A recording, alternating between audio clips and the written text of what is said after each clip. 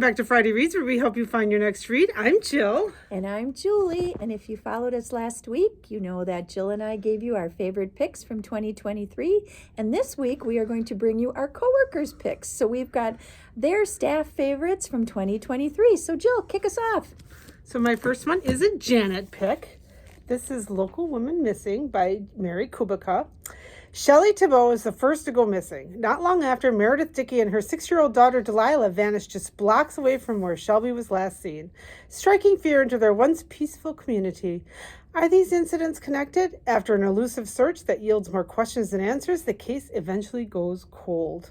Now, 11 years later, Delilah shockingly returns. Everyone wants to know what happened to her, but no one is prepared for what they'll find. In this smart and chilling thriller, master of suspense and New York Times bestselling author Mary Kubica takes domestic secrets to a whole new level, showing that some people will stop at nothing to keep the truth buried. So, Local Woman Missing. Mary Kubica is pretty popular for the thriller lovers. Yep. My first pick is The Simple Wild by K.A. Tucker, and this pick comes from Cassie, our billing coordinator extraordinaire. So this was published back in 2018. City girl Calla Fletcher attempts to reconnect with her estranged father and unwittingly finds herself torn between her desire to return to the bustle of Toronto and a budding relationship with a rugged Alaskan pilot. Calla Fletcher was 2 when her mother took her and fled the Alaskan wild, unable to handle the isolation of the extreme rural lifestyle, leaving behind Calla's father, Ren Fletcher, in the process. Calla never looked back, and at 26, a busy life in Toronto is all she knows. But when her father reaches out to inform her that his days are numbered, Calla knows that it's time to make the long trip back to the remote frontier town where she was born. She braves the roaming wildlife, the odd daylight hours, the exorbitant prices, and even the occasional dear God outhouse, all for the chance to connect with her father, a man who, despite his many faults, she can't help but care for. While she struggles to adjust to this new subarctic environment, Jonah, the quiet, brooding, and proud Alaskan pilot who keeps her father's charter plane company operational, can't imagine calling anywhere else home. And he's clearly waiting with one hand on the throttle to fly this city girl back to where she belongs, convinced that she's just too pampered to handle the wild. So, but Calla is not in Alaska to stay, and Jonah's never going to leave, so now what? It would be foolish of her to kindle a romance to take the same path her parents tried and failed at years ago. It's a simple truth that turns out to be not so simple after all. So, gotta find out what's going on in this book. Cassie's pick, The Simple Wild by K.A. Tucker. So this next pick is a Tracy pick, and it very narrowly almost made my list for my favorites. It's called The Push by Ashley Audrain, a tense, page-turning psychological drama about the making and breaking of a family and a woman whose experience of motherhood is nothing at all what she hoped for and everything she feared. Blythe Connor is determined that she will be the warm, comforting mother to her new baby Violet, and that she herself never had.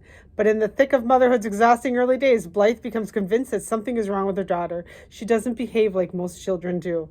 Or is it all in Blythe's head? Her husband, Fox, says she's imagining things. The more Fox dismisses her fears, the more Blythe begins to question her own sanity, and the more we begin to question what Blythe is telling us about her life as well. Then her son Sam is born, and with him, Blythe is the blissful connection she'd always imagined with her child. Even Violet seems to love her little brother, but when life as they know it is changed in an instant, the devastating fallout forces Blythe to face the truth. So, yes, this is something that's going to keep you turning pages and wondering, what the heck? That's on my to-be-read list in the near future. My next pick is a newer book, and this is Sisters of the Lost Nation by Nick Medina, and this was just published in April of 2023, and this pick comes from our coworker Lauren. A young Native girl's hunt for answers about the women mysteriously disappearing from her tribe's reservation leads her to delve into the myths and stories of her people, all while being haunted herself in this atmospheric and stunning debut. You always like the debut books, I do. Anna Horn is always looking over her shoulder for the bullies who torment her, for the entitled visitors at the reservation's casino, and for the nameless, disembodied entity that stalks her every step. An ancient tribal myth come to life, one that's intent on devouring her whole. With strange and sinister happenings occurring around the casino, Anna starts to suspect not all the horrors on the reservation are old. As girls begin to go missing and the tribe scrambles to find answers, Anna struggles with her place on the res, desperately searching for the key she sure lies in the legends of the tribe's past. When Anna's own little sister disappears, she'll do anything to bring Grace home. But the demons plaguing the reservation, both ancient and new, are strong, and sometimes it's the stories that never get told that are the most important. It's part gripping thriller and part mythological horror. This author spins an incisive and timely novel of life as an outcast, the cost of forgetting tradition, and the courage it takes to become who you were always meant to be. So, sounds like a great pick. Sisters of the Lost Nation by Nick Medina. Interesting. So this is another one of Cassie's choice, and Cassie seems to like Alaska a lot. Kristen Hanna's The Great Alone. Alaska, 1974. Unpredictable, unforgiving, untamed. For a family in crisis, the ultimate test of survival. Errant Albright, a former POW, comes home from Vietnam War, a changed and volatile man. When he loses yet another job, he makes an impulsive decision. He will move his family north to Alaska, where they will live off the grid of America's last true frontier. 13-year-old Lenny, a girl coming of age in a tumultuous time, caught in the riptide of her parents' passionate, stormy relationship, dares to hope a new land will lead to a better future for her family. She is desperate for a place to belong. Her mother, Cora, will do anything to go anywhere for a man she loves, even if it means following him into the unknown. At first, Alaska seems to be the answer to their prayers. In wild, remote corner of the state, they find a fiercely independent community of strong men and even stronger women. The long sunlit days and the generosity of the locals make up for the Albrights' lack of preparation and dwindling resources. But as winter approaches and darkness descends on Alaska, Ernst's fragile mental state deteriorates and the family begins to fracture.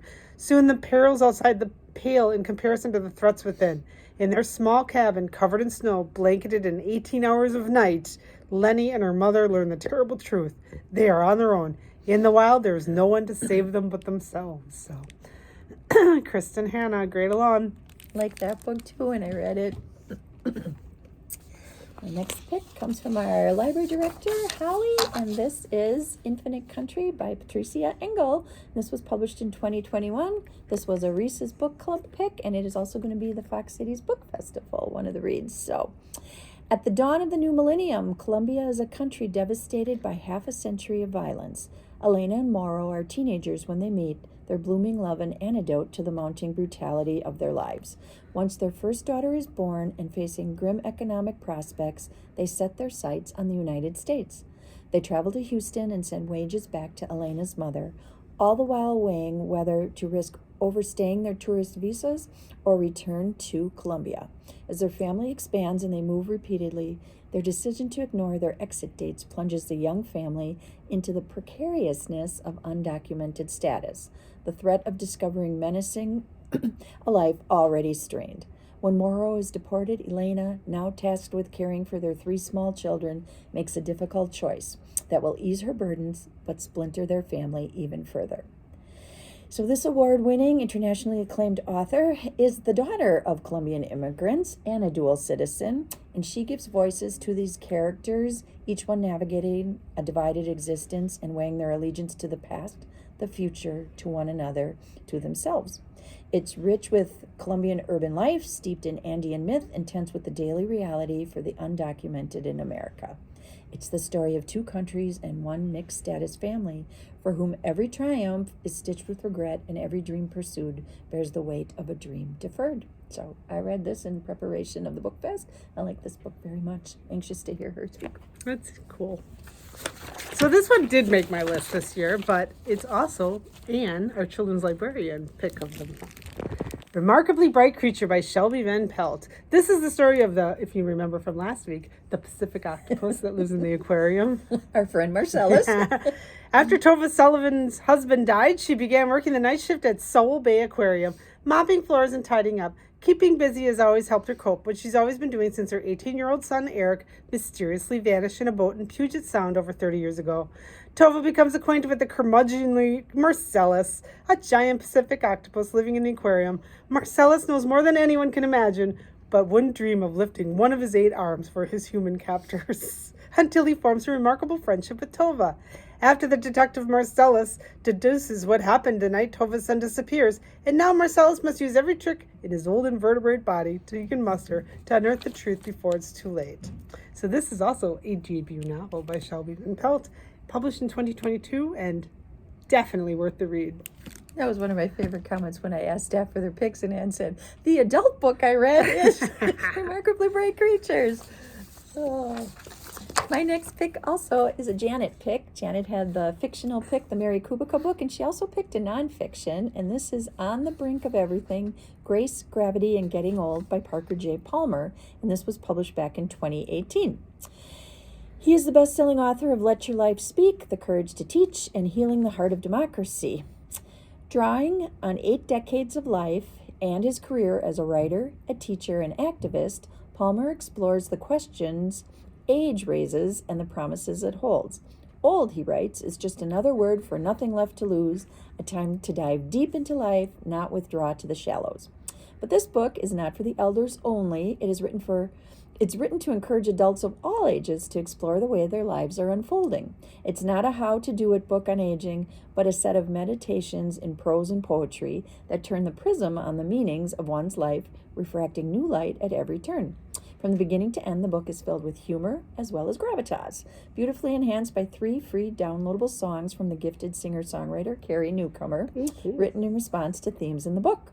And this author, Parker J. Palmer, lives in Madison and is a writer, teacher, and activist whose work speaks deeply to people in many walks of life. So thanks to Janet for picking a nonfiction, On the Brink of Everything, Grace, Gravity, and Getting Old. Pretty cool. Yeah. My last one for today is also nonfiction. This is Holly, our director's pick. My Travels with Mrs. Kennedy by Clint Hill. While preparing to sell his home in Alexandria, Virginia, retired Secret Service agent Clint Hill uncovers an old steamer trunk in the garage.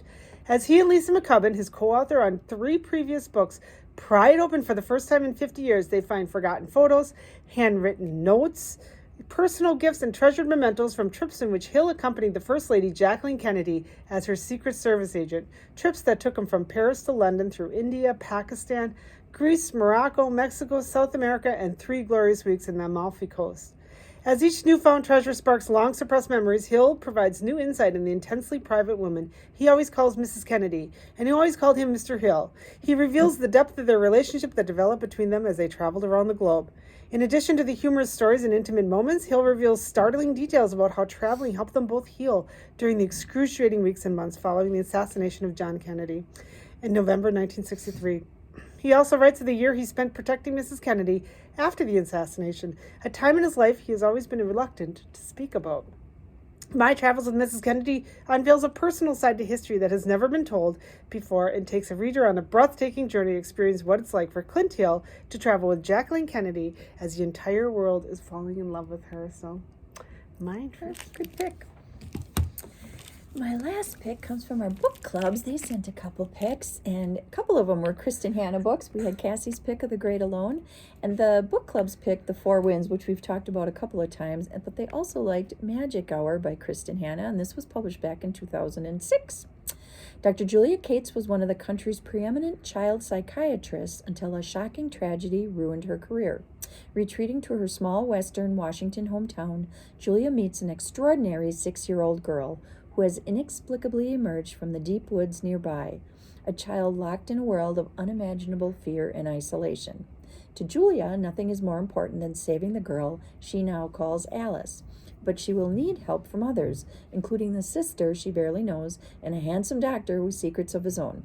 What follows will test the limits of Julia's faith and strength as she struggles to find a home for Alice and for herself. So this is a Kristen Hanna book I have not read, but Magic Hour. I haven't read that one either. So that was one of the book club picks.